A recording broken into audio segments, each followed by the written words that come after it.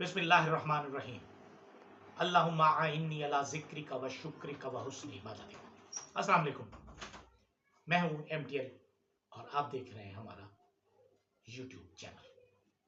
بہت دنوں کے بعد، کافی دنوں کے بعد طبیعت خراب ہونے کی وجہ سے، گلے کی خراش کی وجہ سے آپ سے ملاقات نہیں ہو سکی۔ اس دوران میں بے انتہا چیزیں آئیں اور اب آج ہم دوبارہ سے شروع کر رہے ہیں، حالانکہ آگے سفر بھی ہے، لیکن اگر غیر حاضری ہوتی ہے تو ہم اسے کے لیے معذرت ہی چاہ سکتے ہیں، اس کے علاوہ کچھ نہیں ہو سکتا۔ لیکن جب یہ تمام دنیا میں سب کچھ ہو رہا تھا، بین الاقوامی دنیا میں ڈونلڈ ٹرمپ کے آنے کے بعد ایک شور تھا کہ ڈونلڈ ٹرمپ آئے گا تو اس کے آنے سے کیا ہوا کیا نہیں ہوا۔ دیکھا جائے تو حکومت اور اس کے گماشتے یا اس کے نمائندے وہ اپنے تئیں پوری کوشش کر رہی ہے کہ کسی بھی طریقے سے کام اس طرح ہو کہ تحریک انصاف کو کرش کیا جائے۔ اچھا، کرش کرنے کی پالیسی تو پہلے دن سے ہے۔ وہ جو ہمارے ایک قاضی صاحب تھے جن کے نام کے ساتھ لفظ قاضی لگا ہوا تھا، لیکن انہوں نے قاضی کے نام کی بھی آبرو نہ رکھی، خود تو جو کچھ لے گئے پاکستانی قوم کو رسوا کر کے چلے گئے۔ ان کے ساتھ ایک اور صاحب ہیں جن کا نام ہے، وہ جو نام کے راجے بھی ہیں، نام کے سلطان بھی ہیں اور نام کے سکندر بھی ہیں، کسی چیز کی لاج نہیں رکھی۔ وہ قول و فعل کے تضاد کے کا مجسمہ ہے، مجسمہ نور ہے، قول و فعل کے تضاد۔ مثال، انہوں نے کل ہی ایک جگہ فرمایا کہ جمہوریت اس وقت پروان چڑھتی ہے جب ہر آواز سنی جائے۔ یہ ہمارے ملک کا چیف الیکشن کمشنر کہہ رہا ہے۔ تھوڑی دیر کے لیے ڈوب بھی نہیں مرے جی لوور پانی میں، کہ جو کچھ آپ نے پاکستان کے ساتھ کیا وہ سب کچھ کاش آپ نے نہ کیا ہوتا۔ اگر آپ نے آئین کی بات مانی ہوتی، آپ نے آئین کا خیال کیا ہوتا، آپ نے آئین کی پیروی کی ہوتی، آپ نے تو پاکستان کے آئین کی دھجیاں بگیری، دھجیاں۔ آپ نے ایک پارٹی کے ساتھ، پاکستان تحریک انصاف کے ساتھ ایسا کیا کہ کوئی دشمن کے ساتھ بھی ایسا نہیں کرتا۔ لیکن بہرحال یہ آپ کی فطرت ہے، آپ نے اپنی فطرت کے مطابق کام کیا۔ دوسری طرف اگر ہم دیکھیں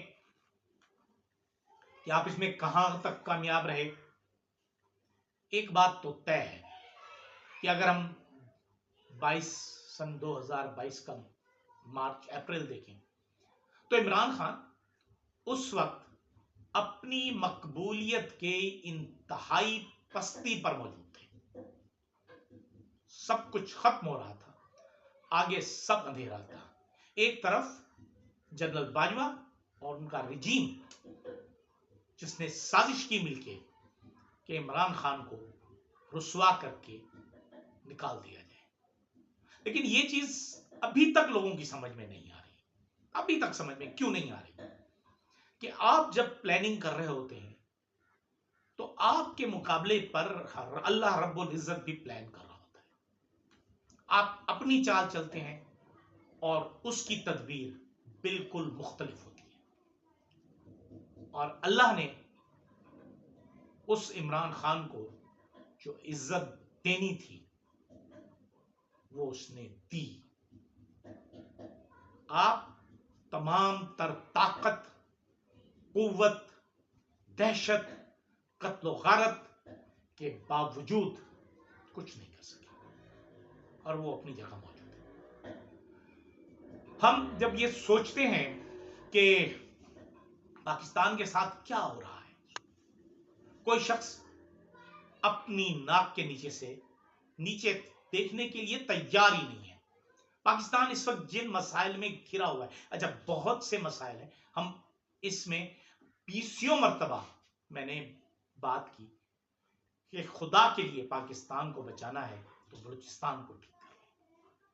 اب بلوچستان کی حالت کیا ہے کوئی نہیں سنتا، ہر شخص کی انا آڑے آ جاتی ہے، ناک بہت لمبے لمبے ہیں، ناک بہت بڑے ہیں ہمارے، ناک پر ہم مکھی نہیں بیٹھنے دیتے، مستند ہے میرا فرمایا ہوا، ہر طاقتور شخص اپنے آپ کو یہ سمجھتا ہے۔ اس وقت صورتحال کیا ہے کہ کوئی شخص سوچنے کے لیے تیار نہیں۔ پہلے میں کہہ رہا تھا اور اپنے پروگراموں میں کہتا رہا کہ بلوچستان کے پی کے اور پاکستان کے درمیان، فوج کے درمیان، چلے پہلے ہم فوج کے درمیان بات کریں، جو خلیج پیدا ہوئی، شروع میں ہم نے یہ بات کی، پھر ہم نے یہ گزارش کی کہ وہ خلیج وسیع ہو رہی ہے، وسیع سے وسیع تر ہوتی چلی گئی، اور اب اس خلیج کے وسیع ہونے کے بعد ایک دیوار چین بھی درمیان میں کھڑی ہو گئی۔ کیا ہوگا اس وقت، کیا صورتحال ہے؟ مولانا فضل الرحمان نے آپ کی قومی اسمبلی میں کہا کہ 6 اضلاع ایسے ہیں کہ اگر آج وہ آزادی کا اعلان کر دیں تو دنیا کے کئی ممالک انہیں مان لیں گے، انہیں تسلیم کر لیں گے، ریکگنائز کر لیں گے، اور ہم جاہلوں اندھوں کی طرح آنکھیں بند کیے بیٹھے ہیں اور سمجھتے ہیں ہمارے ہاتھ میں لاٹھی ہے، کندھے پر بندوق ہے، تو ہم بلوچستان کے پی کے وغیرہ کو قابو میں رکھ لیں گے۔ ایک مشرقی محاذ تھا، اسے ہم نے کیا بند، اس کے ہو گئے ہم مغلوب۔ اسلامی جمہوریہ پاکستان اب اسلامی مفتوحہ پاکستان ہو گیا۔ لیکن یاد ہے مجھے جب ٹکا خان ایسٹ پاکستان کے کمانڈر ہو کر گئے تو وہاں انہوں نے ایئرپورٹ پر ایک بیان دیا تھا، بڑا مشہور بیان تھا، میں تو خیر اس وقت بہت بچہ تھا، لیکن گھر میں ڈسکشن ہوتی تھی کہ انہوں نے فرمایا تھا کہ میں یہاں لوگوں کے لیے نہیں آیا، مجھے لوگوں کی پرواہ نہیں، مجھے زمین کی ضرورت ہے، زمین کی حفاظت کروں گا۔ وہ لوگ تو جانے ہی جانے تھے، ساتھ زمین بھی خلیج بنگال میں لے ڈوبی۔ اب وہی ہماری اسٹیبلشمنٹ سلوک جو کر رہی ہے، اس نے پھر بلوچوں سے کیا، پختونوں سے کیا، سندھیوں سے کیا، مہاجروں سے کیا، اور آخر میں آ کر اب پنجاب کو انہوں نے اپنا ٹارگٹ بنا لیا۔ ملک فوج کے لیے نہیں ہوتے، فوج ملک کے لیے ہوتی ہے۔ یہ ایک راگ ہر وقت الاپا جاتا ہے کہ فوج نہ ہوگی تو پاکستان بھی نہیں ہوگا۔ بالکل درست بات ہے، بالکل درست کہا، 100% کہا، لیکن یہ بات بھی ذہن نشین ہونی چاہیے کہ اگر پاکستان نہیں رہے گا تو پاکستان آرمی بھی نہیں رہے گی، پاکستان نیوی بھی نہیں رہے گی، پاکستان ایئر فورس بھی نہیں رہے گی، اور پاکستان نام کا کوئی سرکاری ادارہ نہیں رہے گا۔ یہ لازم و ملزوم ہے۔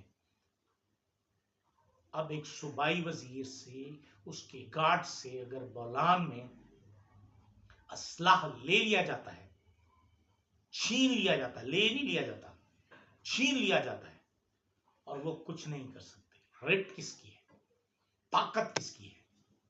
یہ رٹ تو بہت تھوڑی بات ہے، چھوٹا سا لفظ ہے، یہاں آتا ہے کہ وہاں حکمرانی کس کی ہے۔